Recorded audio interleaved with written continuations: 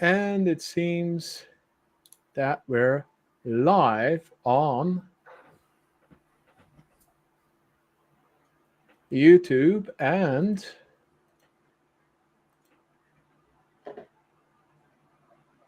LinkedIn. At least, yes, I see it already on YouTube. Very good. I'm not seeing it on YouTube, but maybe yours is a bit faster. Well, we'll see. Oh, okay. And gained 3 subscribers in the last 5 seconds. Thanks, chat. All right. Let's get started then. Yes. I'll start the recording then. Record this session. Should be like recording started. Well, hello everyone. Welcome to everyone in the chat. But special thanks to my co-host Karel for coming with the great idea of this session, and of course our esteemed guests Mark Richard and Patrick Bandurski. They're two extremely well-versed. Well, one of them is an extremely well-versed architect, and the other one is an extremely well-versed muley. And today we will be diving into the journey to becoming an architect. Let's see where it goes. We've got some questions prepared, but we're very happy to answer questions from the chat. And with that, Patrick, would you like to introduce yourself first? Sure. My name is Patrick Bandurski. I'm Hall of Fame Mulesoft ambassador. I've recently become an integration architect, so my path is relatively short and fresh by the way. And I've been in the IT journey for 12 years right now, I think. When I was, and when I'm not coding, not designing new wonderful APIs, I'm a passionate paddle player and a warm book, basically. I love reading books. Sounds good. I'll do myself at the end because I kind of forgot my own introduction, but that happens when you're a bit chaotic. Karel, would you like to go next? Hi, my name is Karol Skrzymowski, and I'm basically joining Nikki as a moderator and co-host with the Utrecht Mulesoft meetups. I'm an integration architect. I've been in the integration industry for about 14 years now, from a junior developer to a senior integration architect, pretty much. And I'm a co-founder of Bridging the Gap, which is a open source knowledge base for enterprise application integration. And my involvement with the community is part of that journey. So yeah, let's tune in. Fun fact about yourself? Fun fact, one that I recently explored in my daughter's birthday, that was last week. I used to work as a clown. Full makeup and everything, balloon animals, juggling, whole suit and whatnot. Send us a pic. I don't think I have any photos from that period of time, but might scavenge some from some old discs. We'll see. Well, next meetup we were going to do a soft skill or social type of event, so maybe you can do the intro for that. Fire dancing or juggling? Both at the same time. Oh crap! Okay, we can do that. Nice, that's a deal. Mark, would you like to introduce yourself, please? Sure. First of all, thank you so much for having me on the panel. I think this was actually going to be a lot of fun. And I am a hands-on software architect. I've been in the industry now in this field for about, since 1983. So that would make that 42 years now, 32 of those as a software architect. And I am the founder of a website, developer2architect.com. That is, I started in 2018. That was kind of my, give back website full of great resources and lessons and such. And I'm also an author. I've got about 7 books out there, the most recent 3 being the fundamentals of software architecture, and then software architecture, the hard parts, and also finally Head First Software Architecture, all by O'Reilly, and those I wrote with Neil Ford. So yes, and I'm really anxious to talk about the path and the journey to becoming a software architect. Impressive. That we're happy to have you, and of course also for Patrick and Karel. Then for myself, for the people who don't know me, because we've got a lot of new faces in the chat that came with Karel and his huge network. I'm Nicky van Steensel van der A. I'm a born and raised Utrechter, and I've been working with Mulesoft for the last 8-ish years. And within those years, I've slowly transitioned to being/acting like an architect. Sometimes I still don't feel like I actually am one, but yeah, it is what the clients think I'm acting as. And as a fun fact, maybe I used to be a gymnastics instructor. Then I think I can hand it over to Karel, who's got some questions prepared for everyone. Are you ready? As I'll ever be. All right. So, to kick us off, I have a very, very lovely question, which is, I think, one of the most troublesome questions in the field right now, which is, given that the architect role seems to be ever evolving, how would each one of you define what an architect truly is in today's IT landscape? And perhaps more importantly, what it isn't. So my guess would be, let's start with Patrick, as he just kind of defines this role for himself as an integration architect. Shoot. Okay.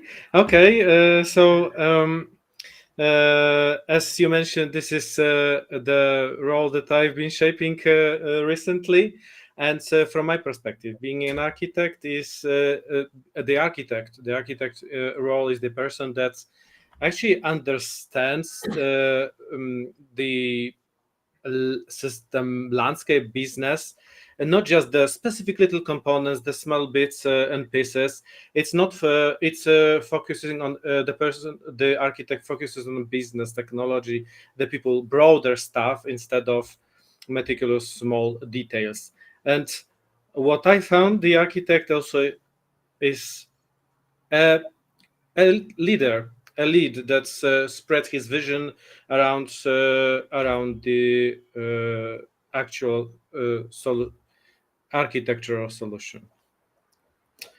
And what it isn't, that was the question as well. That's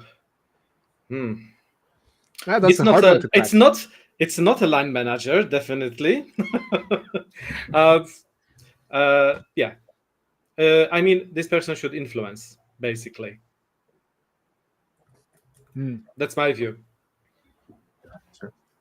And right now, I'm very keen to hear as well others, and more experience with this field.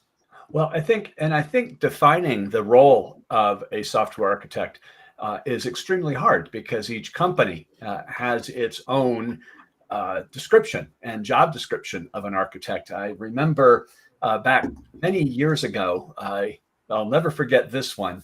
It was a want ad for an architect, and it said, wanted enterprise architect, must know JavaScript. And I just never will forget that one, because okay, so are you looking for a very senior level person who can work with the business to form solutions from business initiatives, or are you looking for a really great developer? And I think this job description just really rang true to me. Of it's too hard to define the role of a software architect. What I have actually done, though, is turn that around to say, well, if we have so much trouble defining the role, because each company will have different roles of a software architect, but really to understand kind of what's expected of a software architect, because those expectations really help define that role that we're supposed to play. And it's interesting because most of these, for example, like making architecture decisions and analyzing trade-offs, these are two of the core expectations of an architect, and continually analyzing the architecture and the overall environment and recommending solutions, therefore, for improvement, ensuring compliance with your architecture decisions, because, well, no one else is going to but you as the architect. And then to kind of really bring out what Patrick is really saying is, in my humble opinion and experience, half, which would be 50% of being an architect, an effective architect, is those leadership skills, the soft skills, and those people skills.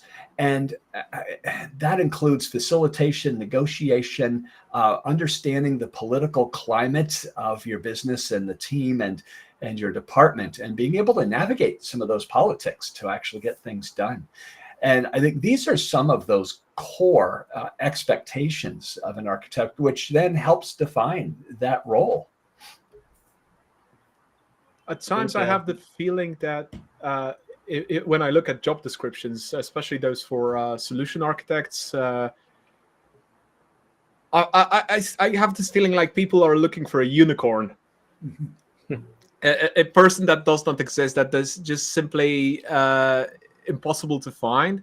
And a lot of those companies really struggle finding candidates that are suited for those roles, especially that if they place such a broad description in the job posting and then implement ATS according to those job descriptions, they basically land 0 hits. They discard really great candidates just based on really wild requirements, not looking at the actual scope. And this also later resonates in situations where the actual interviews and the process of recruiting to that company is a lot harder than the actual job later and the actual responsibilities. And absolutely agree on the fact that this is such a wild thing in terms of defining who an architect is, while we can try to define like groups like solution architects or system architects, and then integration architects somewhere in the middle, enterprise architects with a varied scope of how much technical skill or soft skill they need. It's just every company for themselves in that sense. Well, and Carol, I agree. I think when we start to talk about the different kinds of architects that there's probably about 30, I'm guessing, titles that I could probably tell you that I've seen in the industry for an architect. And but I will say, though, that you're right. The classic kind of application architect going to an integration architect, a domain architect to an enterprise architect. The further you kind of go up that chain, it seems like the further you get away actually from the source code and the details and the technology, and more about the business solutions. And I think solutions architect kind of falls halfway between those, as well as kind of a role that kind of bridges those two extremes of being responsible for a single system versus an enterprise architect, which is the entire department or potentially the entire organization. Nikki, your take on that? My take on the original questions or everything in between. There was a lot Go for it. I fully agree with. I think for me, you have to say 12 architects and 13 opinions.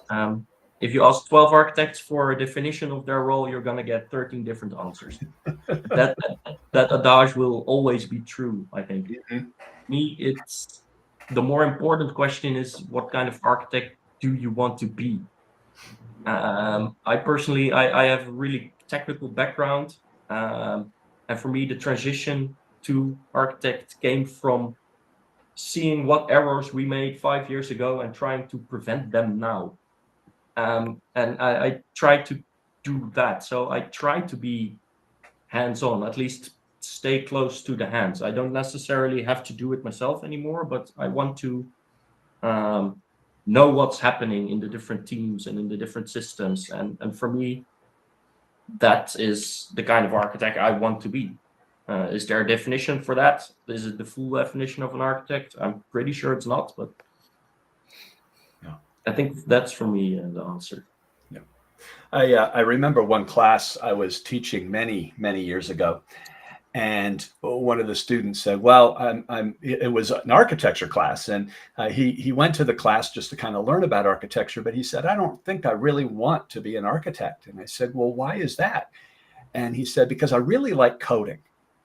And this is such a fallacy in our industry that architects don't code. And I would love to broach this topic and kind of take maybe a little tangent to discuss this point about everyone's opinion on whether the role of an architect or an architect should in fact still code and be hands-on.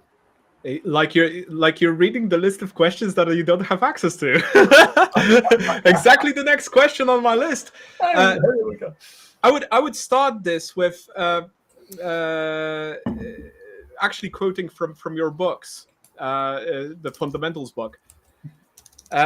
You explained there, at least from my memory, in the first edition, the difference between technical depth and technical breadth. And I know Patrick read the same book, so he knows that lovely triangle depicting that difference. So, of course, while we are developers, we develop a great technical depth of our expertise. For me, that started with TIBCO BusinessWorks 5, with which I even started teaching that technology to teaching others that technology, right? Then later, other technologies, I did pretty much the same. But the further I went into the architect role, it was more about understanding the capabilities of those technologies and more about understanding what we can do with what and how to facilitate those business processes rather than actually knowing those technologies, because I still have only 40 hours a week to work and I have other things to do after. So within those 40 hours, it is kind of impossible to do everything, even if I would want to stay connected to coding all the time. And I still enjoy a lot of it.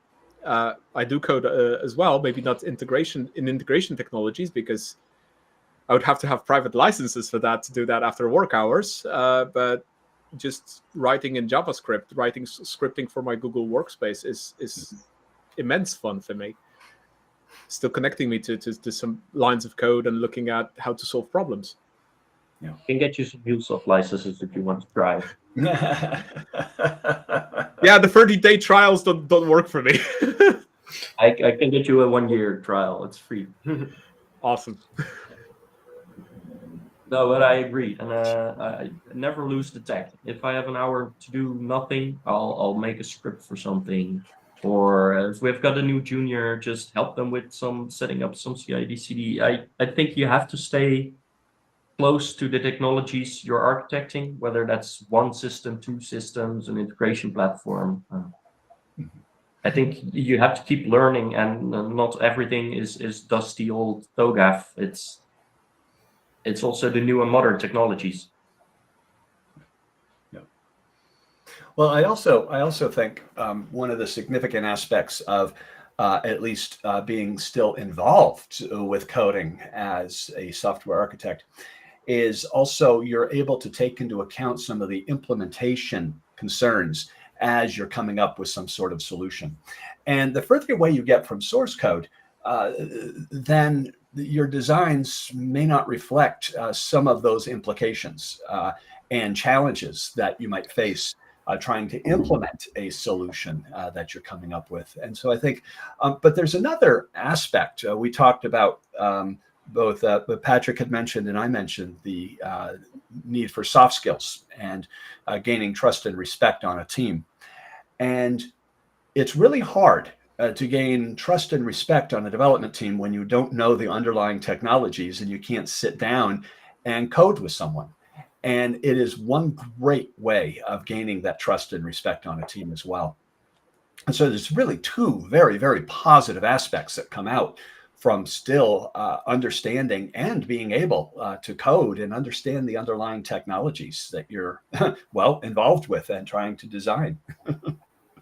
I think that statement actually really touches on Alexander Balabchenkov. Sorry if I'm mispronouncing that question. And he said, what a software architect can do when the business is unable to clearly communicate what they want. And I think that statement about staying connected to the developers is also true for staying connected to the business. You have to be able to speak both languages to be able to translate what the business is not communicating in the technical terms to the technical terms you can communicate to your developers.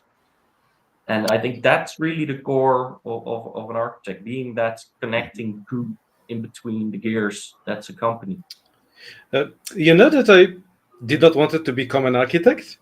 For many years, really, for many years, I was, expert dev, then team dev lead. And I was like, I love coding. I don't want to be an architect. It's all sitting on the calls. But, even though I still really enjoy writing the code, it's at some point become for myself, in the Mulesoft field, I found that I'm not growing good. I'm not growing. I started becoming on the same level. I could not reach higher. And then suddenly there was a snap. Yeah, I want to have this broader view, have the possibility to shape the overall solution, something that earlier I was receiving and I was coding. Right now, I could deliver, based on, of course, after some careful design, to the team and see how this can be growing. And it was very satisfying. And in my day-to-day work, I always squeeze some task for myself to really code, have something small for me. Of course, low impacting stuff. I don't want to block the team. That's whenever I need to jump to the heavy design or whatever, then I can deliver. But definitely, I can see the real value that I still know how to code and how this can impact myself to become a more connected architect to the team. I feel this connection, and I think what Mark mentioned, the respect of the team can be gained by this. You know how to do it. Yeah. I found another approach in terms of skills. Like you said, only coding limited the growth at a certain point, and that's the one part of it. The other part of it, back in the day when I was already working as a integration architect with T-Mobile, I learned that, well, while I'm staying with the same technology and the same company, I'm basically limited in terms of the number of different challenges I can get. So basically, at a certain point in my career, I was about seven years in, I learned that, well, the only challenges I get right now is time challenges, stress challenges, organizational challenges. They no longer involve technology, because I know the technology through and through, because I worked on this platform for the last 7 years. I know the business through and through. I know the integrations that are done within this ecosystem. Just you wake me up in the middle of the night, I'll be able to answer your question about a specific integration, because I worked on all of them from design to operations. So having a variety of experiences with also different technologies then broadens that learning experience. But then the other thing that I learned really quickly on, while still doing the same things over and over, is that sharing knowledge actually makes me learn a lot of things. Because I can never anticipate what questions people will be asking. I can have an idea what people don't know, but I have no idea what they're going to ask about. So there were some questions in my career that I was like, oh, that's a good one. Hold on a minute. Let me think about it. And then it was like a real learning experience. And this is one of the reasons I went into actually teaching and actually be a trainer and a facilitator, because for me, with my neurodiversity, it's a better way to learn myself about anything: tech, architecture, soft skills. I learned by doing, and I learned by teaching, and that's a broad differentiator there. Mm-hmm. In terms of those limitations. And being an architect helps me do that more and more, because that is a role where I find myself that I often have to figure out very clever ways to explain things to people that are non-technical, to people that don't have the experience yet, to people that have a very narrower view on things, because they're focused on details. Mm-hmm. You know, it's interesting. A lot of large companies, when you become an architect, your role changes to the point where you're no longer sitting in a workstation in a development team. And so a lot of times you say, well, I'd really like to code, but I can't, because that's not what my company wants me to do. And there's so many ways of still maintaining that hands-on coding piece. One of the primary ways at this stage of my career that I maintain that expertise in coding is through writing what are called fitness functions. These are tests that I write for architecture to ensure different kind of aspects, like operational concerns like scalability or elasticity, measuring agility, and whatever the concern of the business is, which translates into those abilities or architectural characteristics. Those things I measure. And in many cases, I have to write code in terms of observability to measure those and to validate those. And I also, for structural, use tools like ArcUnit, ArcUnit.net, NetArcTest in C#, in JavaScript, TSArc, and in Python, PyTestArc as well. So these are all tools that I code in regularly, plus also just custom code for non-structural or operational kind or process measurements as well. But certainly taking care of some of the technical debt that a team is accruing is another great way of not only helping out your team, but also just being able to still code. Any sort of productivity tools, automation, these sort of things are just opportunities an architect can take to still keep hands-on. Even though your company says, I don't want you to be coding any of our user stories. Maybe it's architecture stories that I actually code in that case. Yeah. Off-topic question then. What's your guys' opinion on architects without a technical background? When you work for a big 5 consulting company, got a TOGAF course, originally studied marketing, and is now an architect. Any specifics on that? Oof.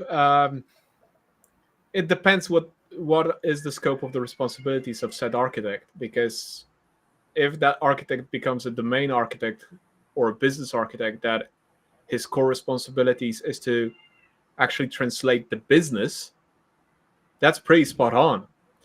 But if that architect is responsible for deep design of a specific system, that might be very, very troublesome. And I've seen a few architects in my time where they were just faking it as they go, and Really, that's okay to an extent, to fake it as they go, as long as they were willing to learn. And that exactly they did. They did like extensive research into what they were doing. They were trying to learn the ropes. They were asking questions. They were asking, sometimes some people might consider stupid questions, but there are no stupid questions, right? So every question is valid. Every question should be answered if somebody is willing to learn. But then I also encountered people who were like, non-functional requirements. Just write anything in there, because that nobody reads that. And I'm like, what? Sorry, what? You're saying me you're gonna in the table where there's performance metrics, you're gonna write just like yeah, let's have a throughput of 100,000 messages per minute, because yeah, nobody's gonna read that. At least 12, right?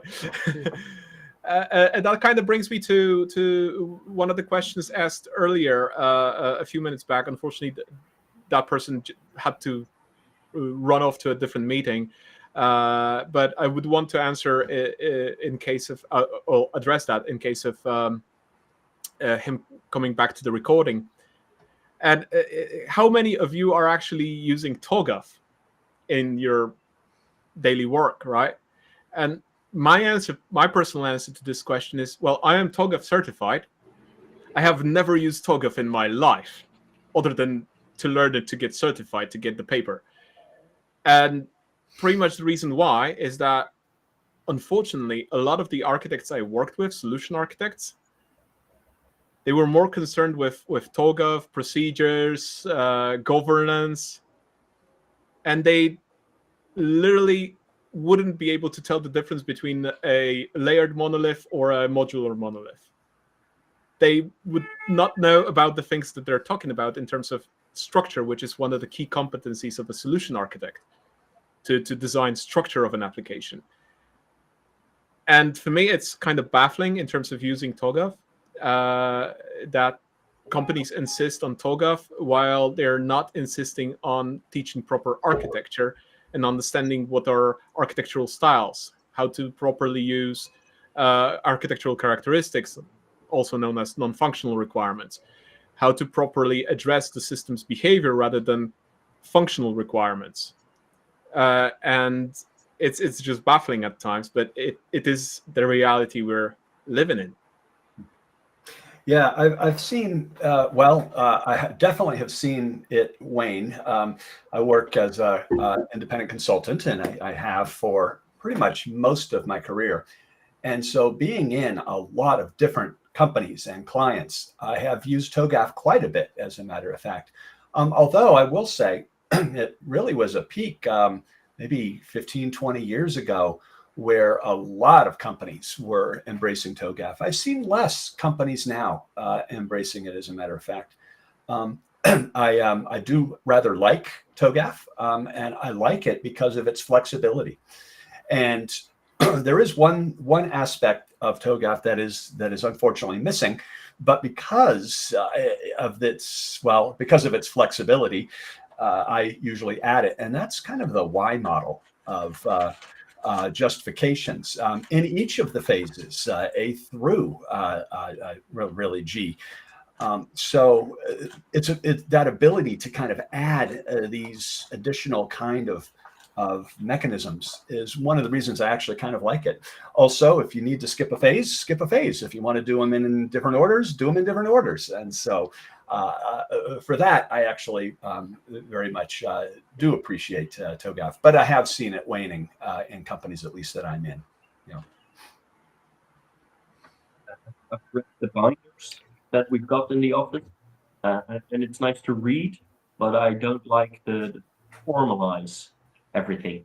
I'd rather just go really agile and see where we'll land, and I'll make a really high level design, and if the developers in the business understand that, fine, let's go through with it. If they don't, okay, let's make a more low level design. Let's talk about why, let's talk about the non-functionals, requirements, let's write that down and tailor each case and each process to the current needs. And I think TOGAF for me is just, it's basically just a big monolith, but you obviously pick which floors of the monolith you're going to use and how to use them and how to apply them. And I guess in a way, I sort of do that. I just don't like calling it TOGAF, because when you say that, people think it's a great big monolith. I think this is a bit of a problem with all those huge labels like TOGAF, Agile, RUP. That's an old one. Mark, you know that. RUP, right? Oh, yeah. I think along the way, a lot of people completely lost sight of the actual requirements of those frameworks, what is required of them. So for Roop, that was, for example, drop all the artifacts that you don't need. Use only those that you need. In Roop, there was like over 200 different artifacts you could deliver, and it went into a large extent of how you build them. And people just started building, oh, we might need this. Let's use that, right? Instead of minimizing the amount of work, they started extending the amount of work. Similar case with Agile, where the manifesto stated people first, right, and relationships first. Now it's processes first, processes first, processes first. People kind of lost the cultural aspect and the organizational change that is required to properly implement those. And then we end up with a lot of people very dissatisfied with all those frameworks and models. Mm-hmm. Yeah. I don't really, the only benefit there's two benefits to being certified in either TOGAF or Zachman Enterprise Framework. And one is to potentially open doors in companies. Some companies do still require one of those two certifications, usually TOGAF. But again, not a whole lot. But also, though, I don't think it's necessary to get certified as much as really just understand these architecture frameworks, because understanding those gives you much more breadth of knowledge about how to construct solutions. And so I think that piece is pretty valuable in terms of at least learning those. Patrick, I know you're kind of far away from TOGAF and Zachman. It's not something you know from the integration world. You know, to be honest, I know what I don't know. I mean, at least I'm in this stage that I can bring this technical breadth and stuff and understand more topics alongside. But yeah, to be honest, never never touched TOGAF stuff. Yet. Before we jump deeper into skills, I do want to ask one specific question. From your perspectives right now, looking at your career, at your path as specialists, architects, when thinking about common pitfalls for our profession, what's one piece of advice you wish someone had given you before you actually became an architect that would have smoothed the transition or helped avoid any common mistakes? You know, I've got one. As I'm really okay. I made the statement rather fresh, and you know, I've got a deep technical understanding. I'm expert in the developing Mulesoft applications, etc. And then when I gone into the architectural field, it was like I felt I've got a high confidence at the beginning, and then I realized, oh my, what a complexity ahead of me. My confidence literally dropped. I know there's something like Dunning-Kruger effect or something like this, and I totally shift the square to the person that is lost, and the confidence dropped. And I think the advice that at this stage I would need is that my solution to that need be perfect. I mean, this is a iteration approach. I always, when I was doing the Mulesoft applications, when developing, I was reaching high for the nice, high quality assets. And at this stage, I was trying to do the same, but my capabilities were not up to this point to deliver this. But yeah, that's something that I've got. My advice to be embraced. That's something that you will lose the confidence, and your solution do not be perfect. And find a mentor, definitely mentor, something that can somehow support you with finding the correct trail and blaze your trail. I love this idea from Salesforce. This is not the Mulesoft sentence, but blaze your trail. Yeah, that's my end. So I actually have two, and these are very common pitfalls and things that I wish I had not learned as becoming an architect, because I had to learn both of these the very hard way. And the first most important tip to avoid this pitfall is just know that people skills matter. Soft skills matter as an architect. And many times people focus on the technical side of architecture and kind of ignore those core people skills. And this was a really hard lesson learned for me when I first, as a matter of fact, became an architect. And that, I would say, that one tip right there has probably made my career more successful than any other tip I could provide. But there's another pitfall, though, that I wish I had known as a software architect when I was kind of becoming an architect, that now I can kind of relate to everybody listening. And that is always take feasibility into account when forming solutions and ideas. This is something that also was a very, very valuable lesson learned for me that almost lost my job. And definitely lost a client, but almost lost my job as a result of this way early on in my career. I had a situation where there was a particular system that needed high levels of availability, of fault tolerance, of elasticity, of performance, you name it. Everything was super high. And I developed a solution that I thought was absolutely perfect.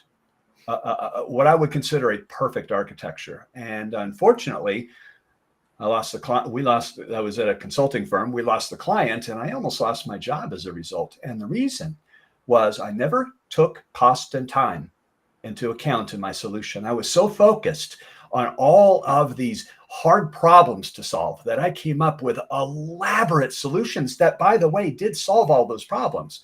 But it was too expensive to implement and took too long.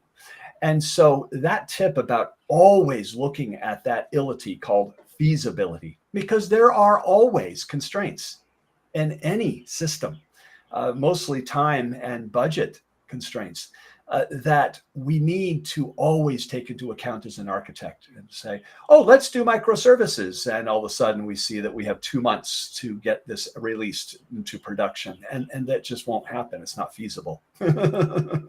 So I'm sorry I cheated, but there's two pitfalls and tips that I wish I knew going into becoming an architect. Nikki? So for me, it ties in a bit to what Richard said, and I think it's know your stakeholders and get them on board. And you can't always get everyone on board, but then at least make sure that they're aware of what is happening, or not if you have to get it by them without them noticing. But definitely know who your stakeholder. It isn't just someone asking for a feature and someone having to build a feature, and those aren't the two only parties. There's someone paying for the feature, there's someone who's going to operate the feature, there's another business that might use the feature. Who is your end customer? What is the intention? What does it have to do? There's the manager of the guys who are your stakeholders.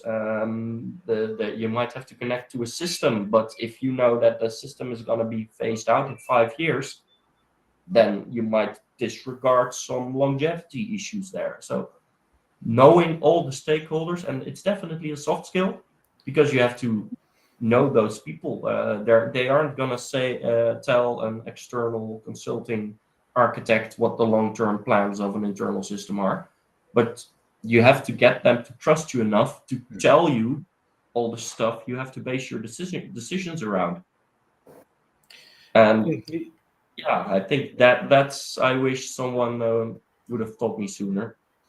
Yeah, whenever you mentioned both Mark and Nikki, the soft skills, yeah, that's really valuable advice. As I remember the first my approach, you need to understand how to you are starting talking instead to different people on stakeholders, CEO, CTO, and as a developer, you do not have this kind of experience. How to talk to those people? And I remember my terrible talk with CEO when I was explaining my solution, and I was lost in the lower details, and this person could not understand me. He was interested in completely different stuff, and I was like, why can't we communicate? This was my scariest call that I've got. I needed to calm down, but you really need to understand how to talk to people. This is a basic skill, one of the skills that's you need to acquire. You need to be able to talk, negotiate, sell your solution to people. Hard, but you can learn, like Carol mentioned, learn by doing, practicing this stuff on and on. It's not like something that you can read from the book. No, Yeah. that's not readable from a book. Yeah. To pitch on that, I remember some of my early years in IT, and I had a lot of colleagues that were saying, well, I didn't go to study computer science to work with people. And I was like, from that perspective, I'm like, yeah, good for you. You had to learn it the hard way. And on top of all that, my one pitfall, my one key advice is that the Dunning-Kruger effect is very real. It is a very real thing and a very painful thing at that. And it affects everybody in different ways. You may be an expert developer, perfect, and you're going to have lots of knowledge about that specific technology, fantastic. But you're going to be ignorant in a completely different place in your life, right?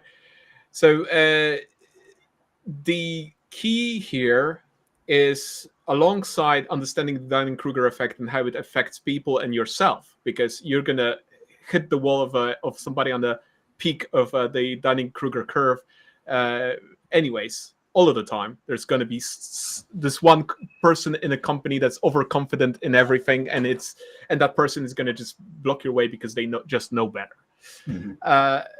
On top of that this is a constant work on yourself. And it is very much analog to the triangle from your book, Mark. But for me, it's like I looking at this as a bit of a field covered by some sort of a elliptic shape or something round. So it's basically something that I know, and there's the border of that, and then there are the things that I don't know. And it's constantly about pushing that border, which I call the border of ignorance, to see new things that I don't know, to be aware of them, but at the same time, learn as much as I can. And the learning aspect of when being an architect is just never ending. I learn so much every single day about different aspects of the work. And that covers a broad spectrum of different topics, from really hard skills about technologies, different architectures, different approaches to architecture, different frameworks, different methodologies, different aspects of human psychology, different aspects of educational psychology, ongoing, a full spectrum of skills that is just humongous. And there's something new every day to learn. And it's just never ending. So if you're being hit by Dunning-Kruger effect, just stop, listen, and learn. I think that's the gist of it in that sense. All right, but let's dive into a shift of skills. And there were some questions in the chat also about different skills, as far as I scrolled through earlier. So there is that shift of skills. I know, Mark, you described that very well in Fundamentals of Software Architecture, the depth versus breadth. We already touched upon developing soft skills. We touched upon moving away slightly or inevitably from coding.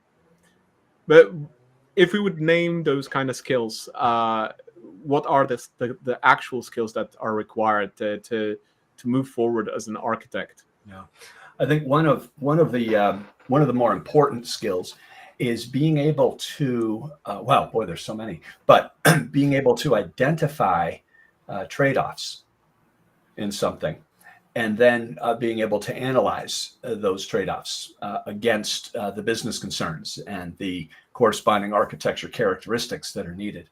I think that's something that is a core skill of an architect, but what I usually evangelize is for developers to start doing that as well. Rich Hickey, a good friend of mine, he created the Clojure language. He had a great quote one time, which well, I'll say the quote. I don't necessarily always agree with it, but he says, developers know the benefits of everything and the trade-offs of nothing. And then we follow it up with, but architects need to understand both. And in some ways it's true, but I have seen really good, responsible developers taking trade-offs into account. So it's not always true, but I also have seen where Rich came up with that quote, in fact, of getting excited about a new technology and not really seeing only seeing the positives and not the negatives of that.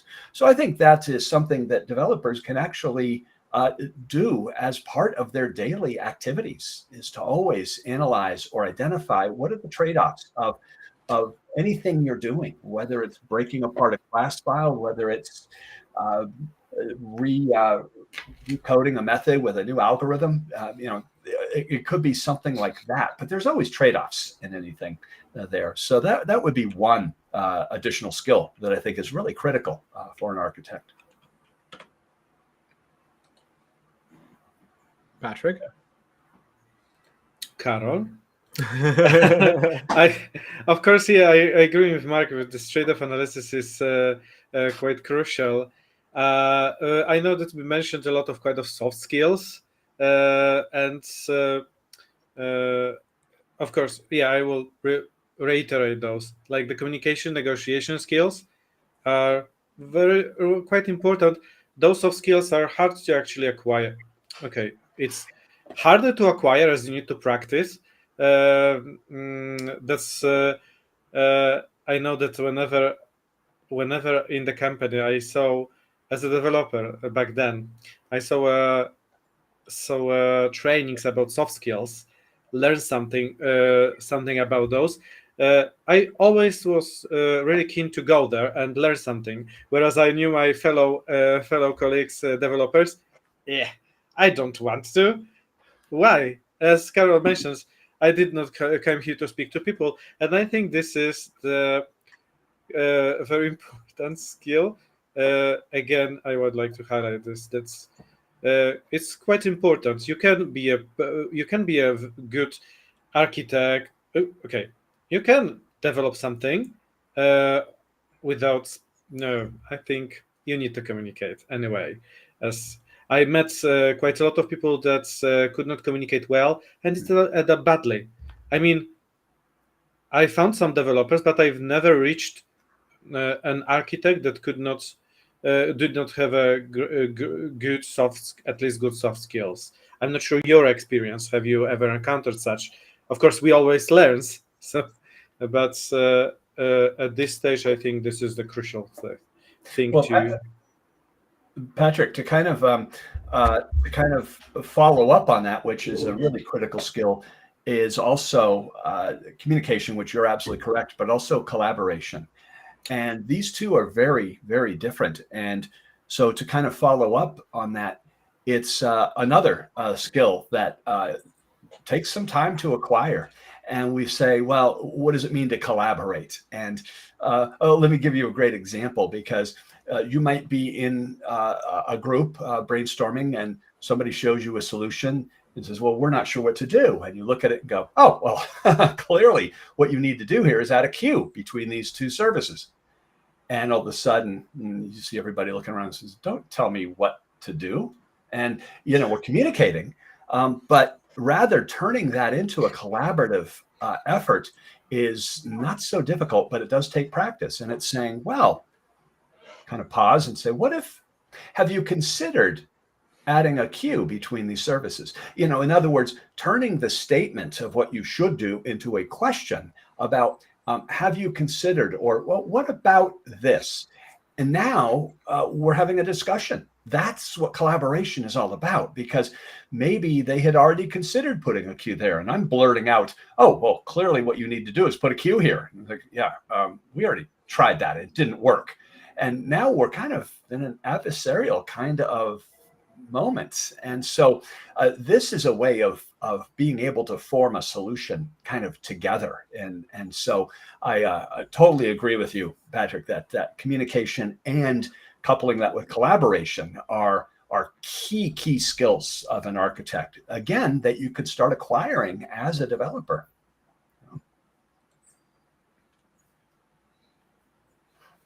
True, I always encourage people to as well learn the speaking skills by going some sort of meetups like this one, or present some lessons learned whenever, be in front of colleagues.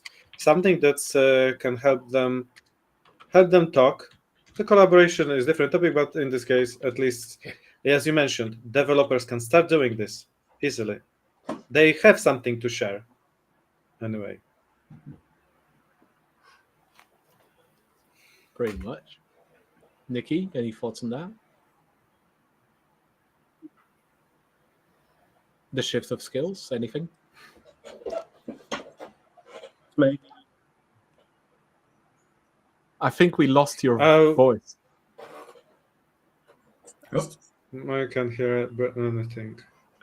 Now we're playing the video conference bingo.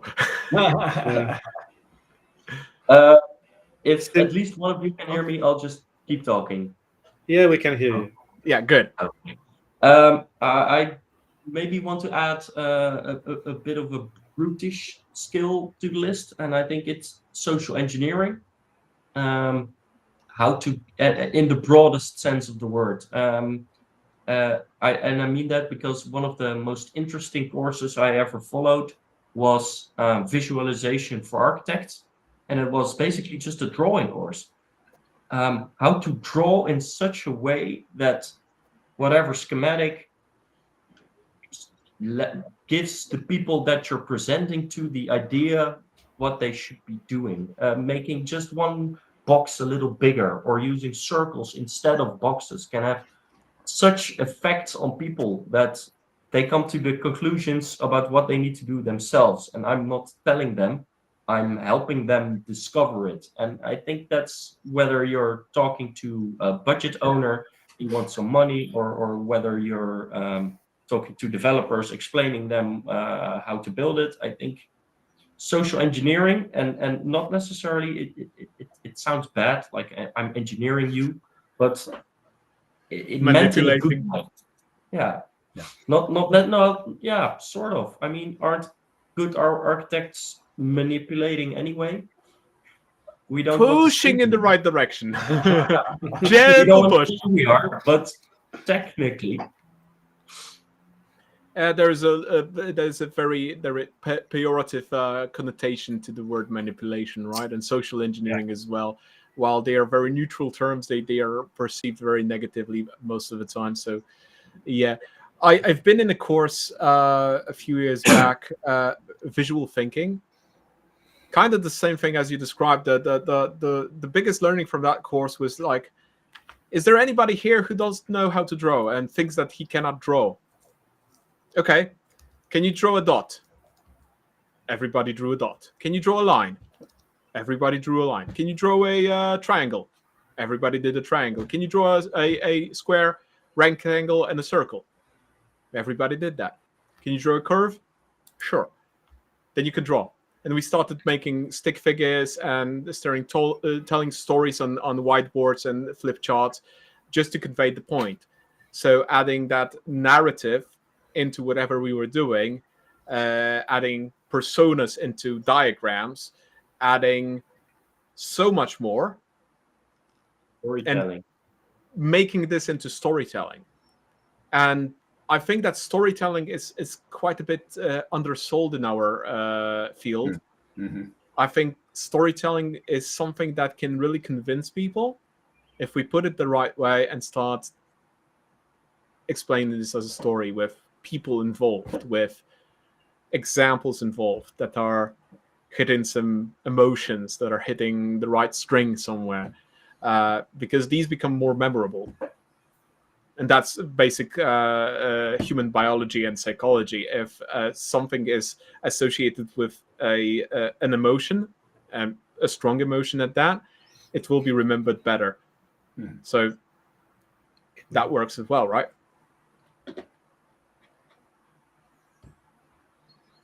Oh, and putting on the spelling mistakes, the question, do you correct spelling mistakes in documentation? I do that all the time, just for my perfectionism. I was correcting a spelling mistake in my answer while he came up in. See? Oh, yeah, I do that. But then again, spelling mistakes have their use. And that comes from educational psychology, which I studied along to become a trainer. And there is this principle of adult learning called novelty. And novelty does not exactly mean something new in that sense. And the colleague that prepared the presentation on that part, she deliberately misspelled novelty and wrote nobility. And it was like, ha, gotcha, you made a mistake. And now I'm going to remember that for the rest of my life because that was a strong emotional association to that, where she made that mistake deliberately for people to remember that particular principle. It's such a strong emotional connection to that it's gonna be in my head forever now. So I wouldn't say correcting spelling mistakes is crucial. I mean, do it for all I care in documentation, yes. If you're a perfectionist, if you have OCD that forces you into correcting mistakes, go ahead. But making deliberate mistakes in places where you want people to remember something, for that to fall in mind, that's just like a perfect tactic to do. And again, you may say that's deliberate manipulation, that's social engineering. Whatever you call it, it works. We're pushing the person in the right direction by making them remember what we want them to remember. In terms of you should prepare, because we're now over 1 hour in. I'm fine with continuing for a bit, definitely, but let's see if we can get the schedule a bit better. Sure, I'm happy to continue as well. Patrick? Mark is okay, yeah. Oh, yeah, of course. Perfect, let's go in. All right. Let's see what we have. I wanted to share something that's Go maybe ahead. as well that's helpful for people to grow into the architectural role. At first when I was thinking to transition, I was wondering how to start, where to start from. Basically, I knew architects. I was working with the architects, and of course, during their work, I could see how they work, what they deliver, and gain a little bit of their the ways of working. But as well, I love reading books. And then I found a person to talk to that I really value, which is Carol. And I said, I need to read something. Help me how to grow. And he pointed me to a book by Mark, the co-author, The Fundamentals, which is awesome.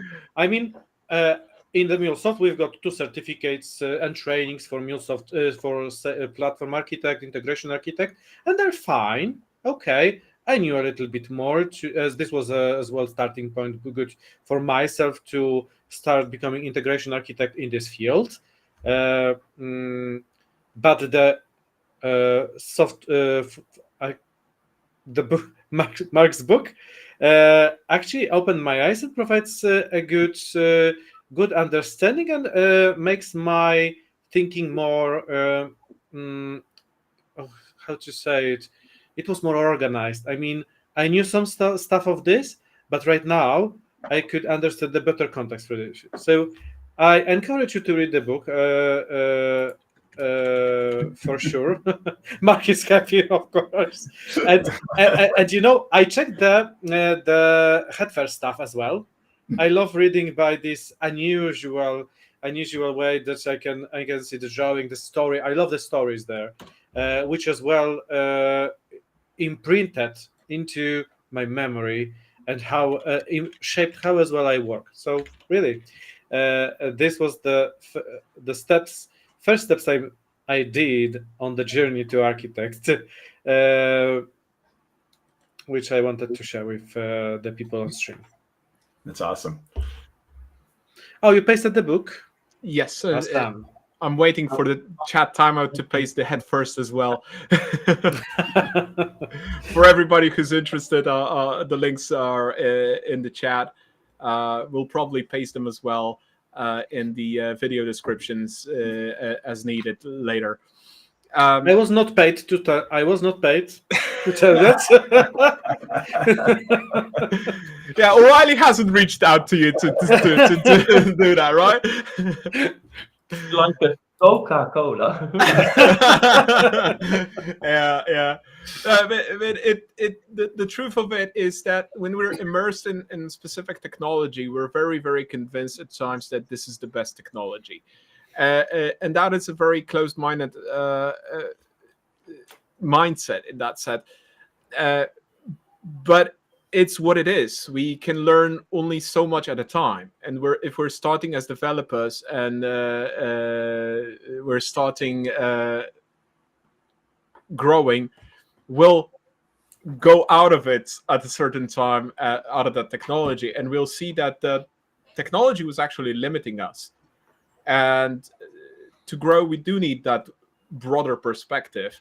And I know that when I work with several different integration technologies, I see from my perspective, working with TIBCO, working with Web Methods, Boomi, Mulesoft, I see that those technologies will have their limitations, and those limitations will not be stated clearly by any of those technology vendors, which means to grow, we need to kind of do it ourselves, or find somebody who will actually show us those limitations.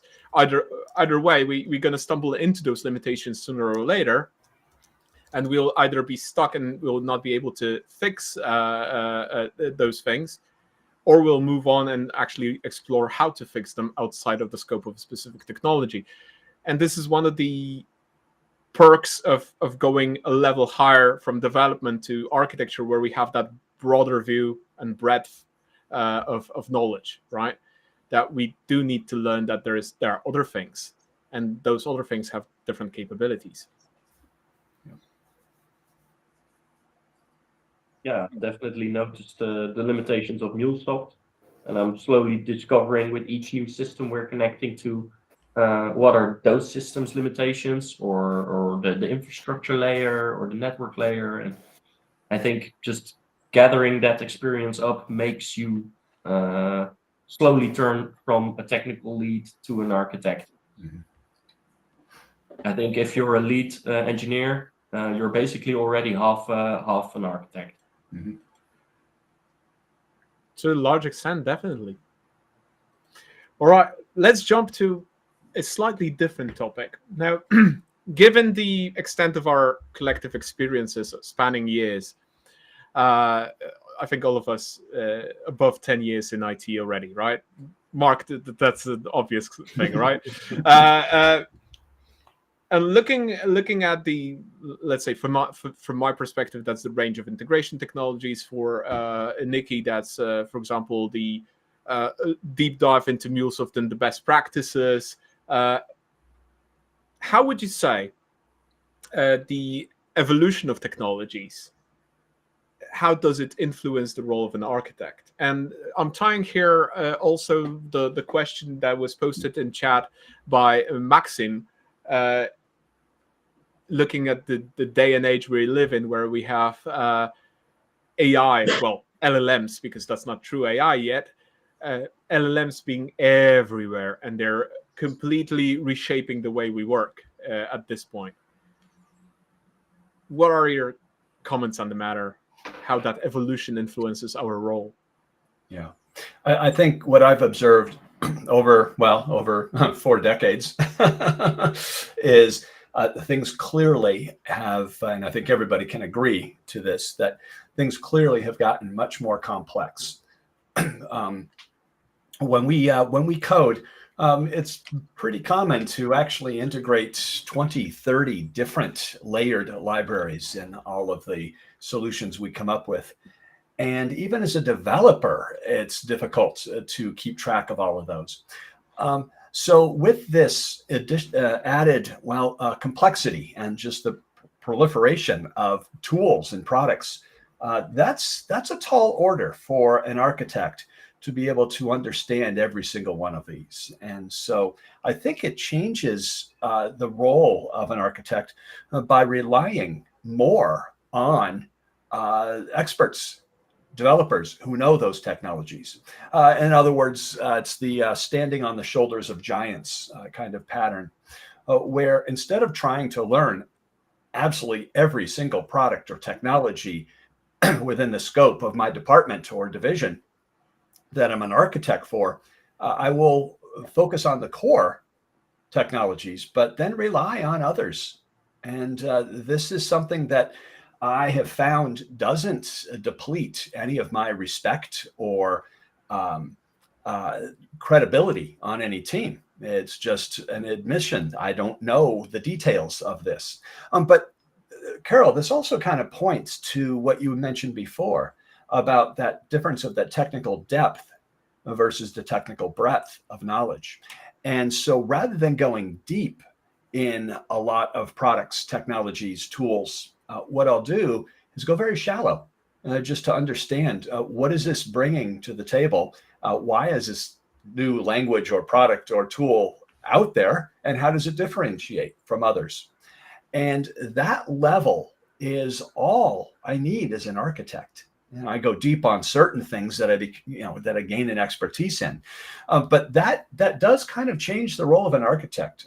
Not necessarily becoming a generalist, but just really focusing on that technical breadth of knowledge and relying on others that have the deep understanding of those tools. I must say I totally agree with you, Mark. At least I'm fresh with this stuff, but I think going deep diving into so many new fresh stuff is it will be impossible to do. Actually, getting just the shallow view on understanding of the product, tools, processor, etc. It's good enough. To work, and whenever it's expected, really needed something that you need, then you can deep dive into something.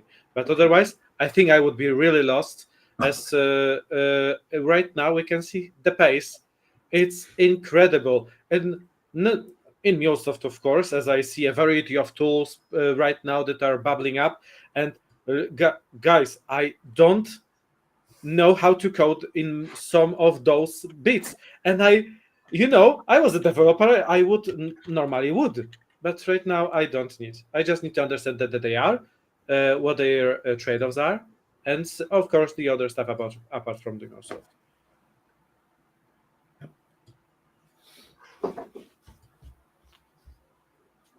I had a lovely continuation to this, and it kind of slipped my mind at this point.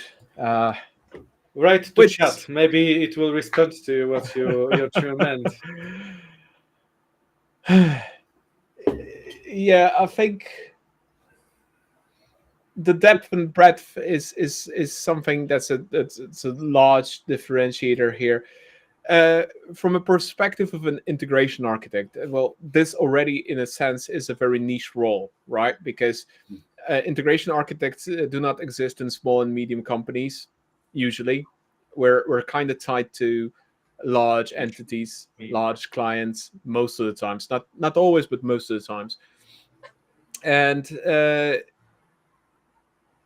what am I as an architect if I do not work with other people and rely on other people to be SMEs? I do need subject matter experts for my work to be done. It's impossible for me to not work with subject matter experts.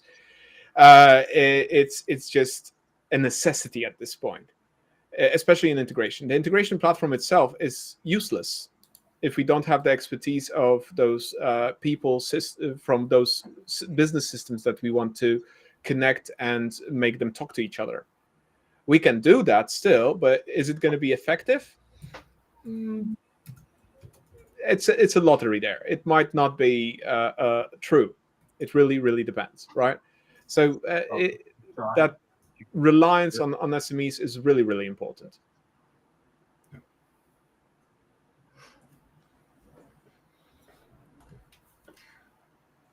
So, Carol, this question about what is the expectation or kind of day-to-day activities for a MuleSoft architect or kind of any solution specialist. I of course gave a witty remark, attend lots and lots of meetings, which is kind of basically what we do. But I can't really speak as a MuleSoft architect because I am not one. But certainly from a solution architect, it really involves solving problems, figuring out problems. That is probably one of at least one of the responsibilities day to day, whether those are minor problems or really major issues that pop up.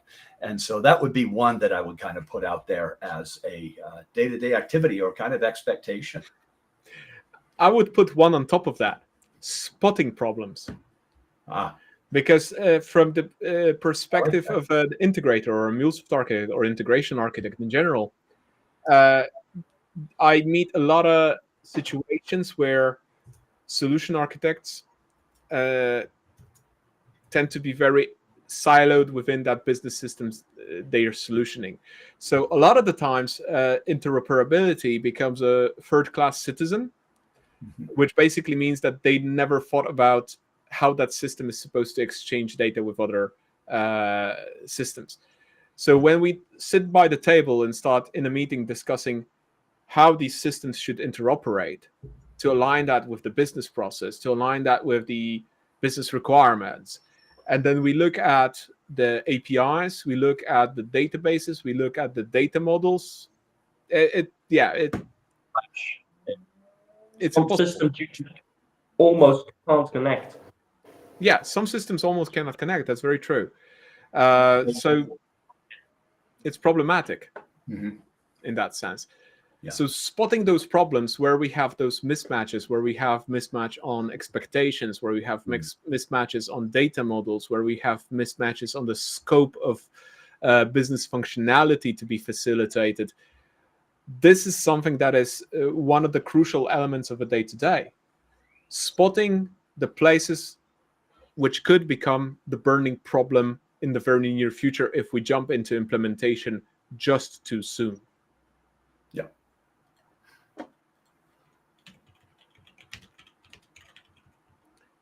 So that would be one. Patrick, any thoughts on that further? From a MuleSoft perspective. MuleSoft perspective, I think that's general perspective, but I love the comment attending meetings. That's the way how it changed my life. I've got a possibility to talk to people on calls. Of course, choosing wisely which to attend, as in no other way it wouldn't be possible to deliver.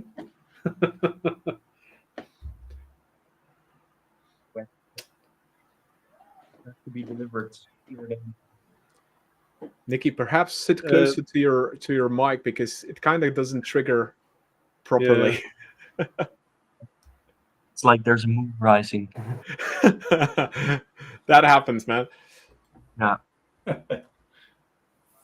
I think it really depends from the perspective of a MuleSoft architect on the client, or if you're working for a company what kind of company it is. There's clients where every day was one big fun, happy place, and you come in and there's no meetings and everything is agile. And I walk past some desks, we discuss some things, and everything's happy and all is fine. And then there's government where planning a meeting takes a month, and then the meeting gets planned, and then half of the project budget is gone because some people wrote 800 hours on planning that meeting. Yeah, it really just depends on the assignment, and if one of them doesn't suit you, try a different one. Because trying to change the company is often very difficult. You can try, you can have some successes, but usually it's better just to change your environment instead of change the company. As a beginning architect, if you're really senior, maybe Mark knows if it's a good challenge to try and change a company. But well, my friend Neil Ford has a great quote about this, and he says, if you can't change your environment, then change your environment. In other words, we as an architect, your name is on different things, and you want your experience to be a very positive one. And there certainly are very toxic environments, and we try to change those environments and try to work within those. But if you can't change it, that would be the time. You're right, Nikki, to change your environment.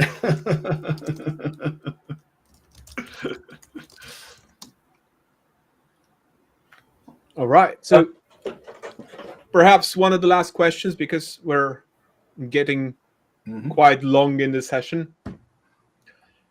What is the most common misconception aspiring architects have about the role? And how do you try to course correct that perception through your conversations, meeting them, teaching? Yeah.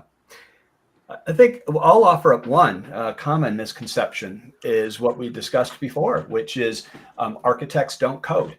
And I think this is a very common misconception that causes a lot of people to choose not to become a software architect. And I think so. That's I've got several, but that's one certainly I'll offer up from bringing up the past discussion. I think I would like to reiterate my very first answer, and that's what kind of architect do you want to be? Especially if there's multiple architects, and if you have some colleagues with which you can just see what do you like. I personally hate writing documents, 80 pages long documents and design standards and everything. I really don't like doing that. Sometimes I have to, but I kind of do that to myself. I love being close to the technology, and that's the kind of architect I want to be. And if you find an environment that allows you to create or fulfill the role you want to have, then you can avoid you can avoid the situations that would otherwise be misconceptions. From my perspective, it's about this kind of romantic notion that there is a perfect solution to a problem, which is a fallacy on its own. There is no perfect solution because every solution has trade-offs. There is, but it's too expensive. And it takes too long. But then it's not perfect because it's too expensive and it takes too long. There we go. So it's already burdened by a trade-off. So every solution to every problem, there will be many of those, and they will have specific trade-offs. And we're not, as architects, we're not designing the perfect solution. Perfectionism is something that we have to work on to kind of put it back in its place where it should belong, outside of the scope of the role, kind of. Because we should be designing for the least worst solution. So the solution that will work and solve the problem and will be in a good balance with what the business needs. If we're looking at trade-off analysis, that would basically mean that we're looking at which characteristics are the drivers for the business. whether or not that is security, performance, availability, accessibility, all those ilities. Choose a few, right? And get rid of your perfectionism, put it in the box and put it away, because it's not going to be useful as in your role as an architect. And the course correct to that is to basically learn trade-off analysis, in my opinion, because that is a great exercise to show that everything is a trade-off. And I know, Mark, you have a lovely story on that one. But basically, there is no decision you can make in architecture that would not have a drawback. It just doesn't exist. So that means you're literally not able to present a perfect solution.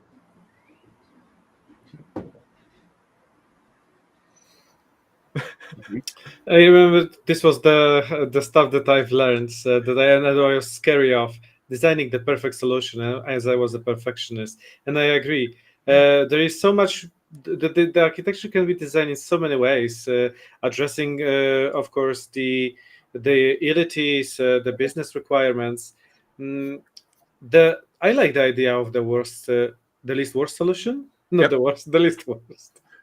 Least worst solution. Least worst. Yeah, exactly. As it can be tempting and thinking about, yeah, I can deliver something perfect, but this is something, from my perspective, undeliverable, and the perfect, it might end up badly. Done is better than perfect. That is better than, yes, and it needs to be feasible in the cost, etc. Yeah, exactly. That's why done. All right, I think we'll be slowly wrapping up the session. So let's open up the room for questions. If there are any questions from attendees, from YouTube, from LinkedIn, please send them in. Maybe something we didn't address, maybe something you'd like us to address. And yeah, and in the meantime, any final remarks on the topic of becoming an architect? Yeah, I think, one final remark is that it is actually a difficult journey, because it's largely uncharted and poorly defined. However, I think my last comment would be to just start acting in the role of an architect. Even as a developer, if you're striving to become an architect, start looking at trade-offs and trade-off analysis. Start being that go-to person on the team.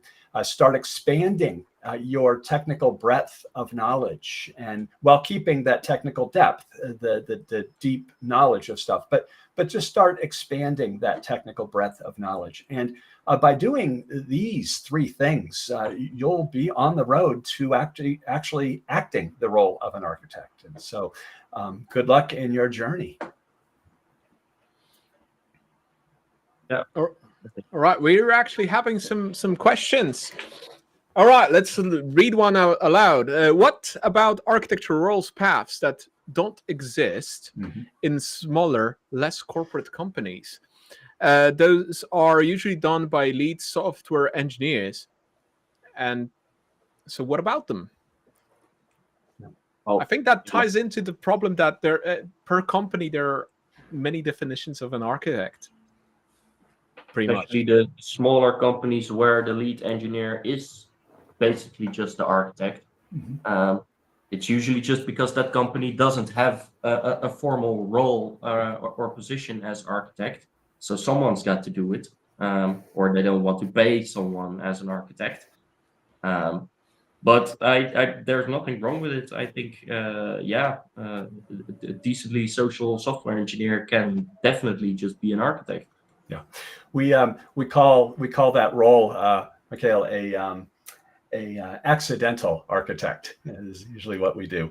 And certainly a lot of lead developers or tech leads do in fact play in smaller companies the role of an architect without actually having the title of an architect. And But regardless, the role has to exist there.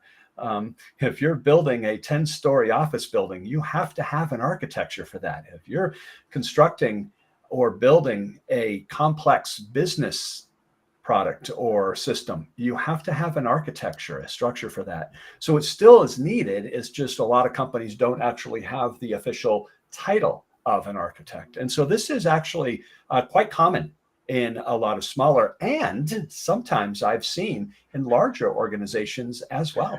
So the trade-off, however, is the fact that we start getting design by committee, or part of that role gets distributed among several people, and we start losing sight of the important or critical architecture characteristics that are needed. I would even go further in that while we have accidental architects, if you write a piece of code, you to an extent already are an architect. And this basically creating architecture by coding, while I do agree with Rebecca Parsons here that there is no such thing as emergent architecture, this is implicit architecture. By building code, we imply architecture. Even without thinking about the architecture, we still create an architecture. It's implicit because we built a piece of code, a piece of software. Is it good architecture? Probably not. Will it work? Probably yes. Will it scale? Probably no. It's a matter of doing this iteratively.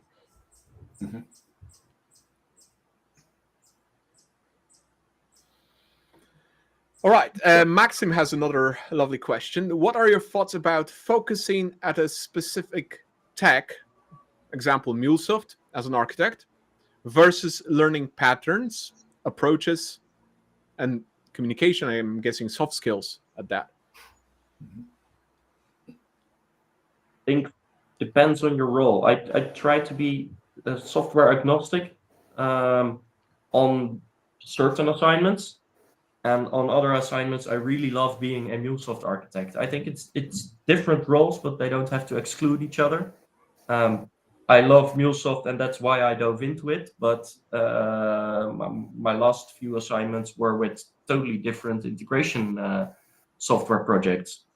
And I think as an architect, to a certain extent, you don't have to be technology agnostic. It's just nice if you can have that view for other technologies or principles in general. Like Highover, I can think, does this certain use case need event-driven or an API or a batch-wise file movement? And what technology we do that with doesn't really matter. But if you're making me a Mulesoft solution architect, yeah, you better be at least somewhat aware of the capabilities of Mulesoft. Yeah, I think the thing that bothers me about the question is the versus learning patterns. I think both, I would say. I think there are times when it's very necessary to be able to go deep in a particular company based on its specific product, like let's say Mulesoft, or a particular technology that is pervasive. And that is a very normal thing for an architect to focus your technical depth of knowledge on a particular product or technology or language, but keep that technical breadth of knowledge. And so I would say that I would encourage both, as a matter of fact. Yeah, I agree. I think whenever we are integration architect, solution architect, and we know the main primary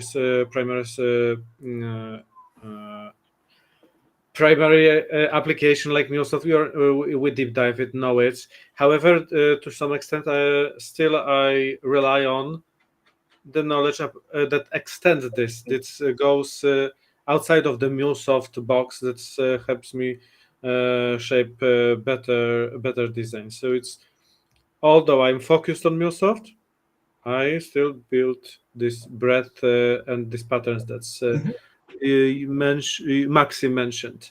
Yeah. have this view on this. In a way, I absolutely agree, Mark, that this is what bothers here. This is an and, not a or. It definitely is required to do both. It depends again on the definition of the role to an extent, right? Because sometimes this will be called a technical architect, otherwise it will be called an SME, Mulesoft SME, for example. So you may be a great technical specialist. Is that called an architect? It really will depend. Will you call yourself an architect? It will depend. There are so many ways to do that and deal with that. So it just differs. I think both are very important, and being able to look at things from an agnostic perspective is also very important. Even if we dive into a specific technology, even if the client already has a specific technology, because those technologies that we use today are essentially platforms. Platforms are there to facilitate something that we build on them. Which means that if we look at this from an agnostic perspective, and we draw from other technologies and other experiences, we can tweak those platforms to do completely unexpected things, Mulesoft included. Just looking at the utilization of event-driven architecture within Mulesoft. I mean, I've been doing event-driven architecture and API-led architecture for how long I can remember. That wasn't called API-led architecture back in the day, but just service-oriented architecture. And we were doing queues and topics and broadcasting and all those lovely event-driven patterns within exactly the same setup as Mulesoft proposes for API-led. And I look at the posts at times in Mulesoft community or on LinkedIn, and people think like EDA is something completely else.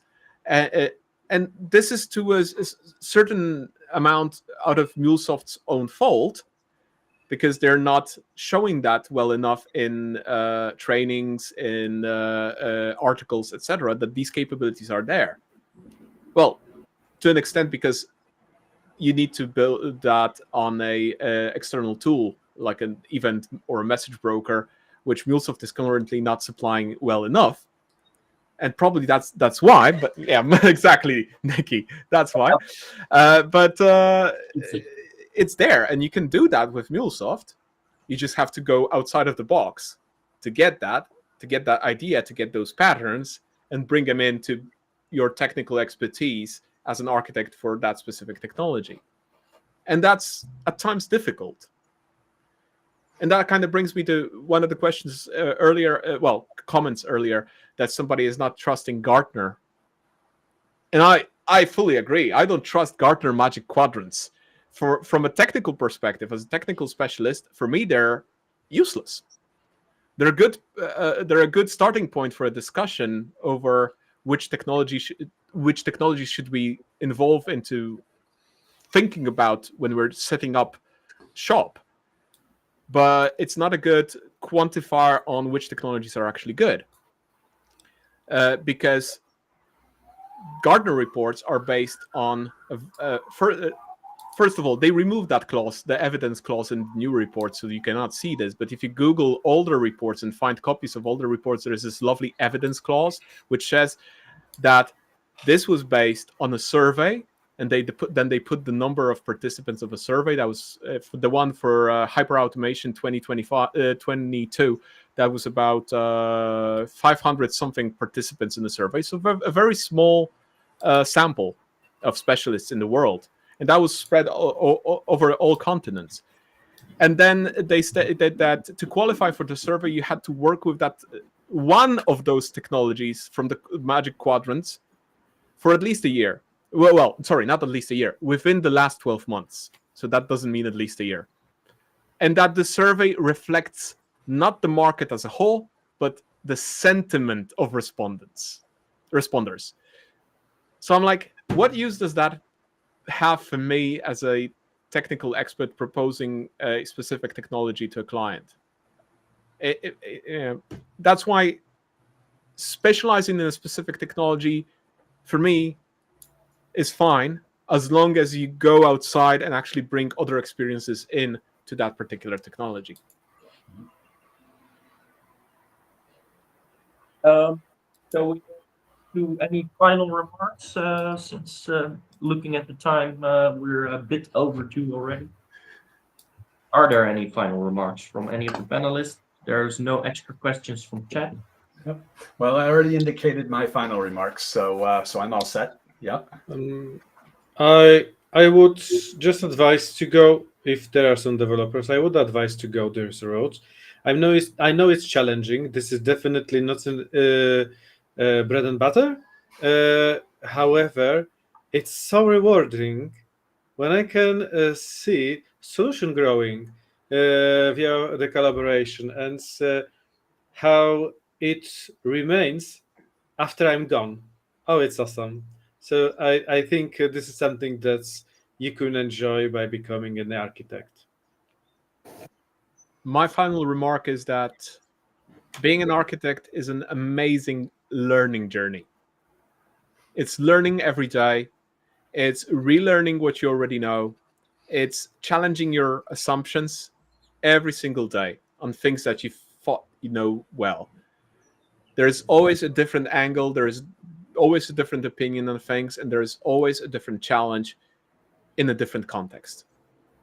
Your solutions will not work in every context. You will have to rethink your statements and rethink your patterns and approaches based on the context, and that is amazing learning. And for anybody who loves to learn and wants to learn and base that make that the basis of your journey as a specialist, the architect role supplies so much learning every day. It's amazing. My favorite part. Nikki, final remark? Well, necessarily on the topic, I think the learning and teaching parts are my favorite aspects as well. So you really hit the nail on the head there. And I mostly just want to really thank Patrick and Mark, and of course you, Karel, for helping me organize everything. But Patrick, I really hope to hear from you soon about how your experience is going as an architect. Maybe we can catch up in a few years just to see how you like it. And Okay, in a Mark, few years. Nice. Soon. Soon, in a few years, yeah. yeah. And Mark, really thank you for sharing your heaps of experience with us. And I wouldn't give you the 40 years of experience just by looks only. Well, and thank you for having me on the panel. So, with that, I'm at least gonna stop the recording, and we can round it off. I see most of the people in the chat have already left. So with that, at least the recording is stopped. We can maybe look at the chat. There's a lot of thanks there. Great panel discussion. And let me also stop the broadcast.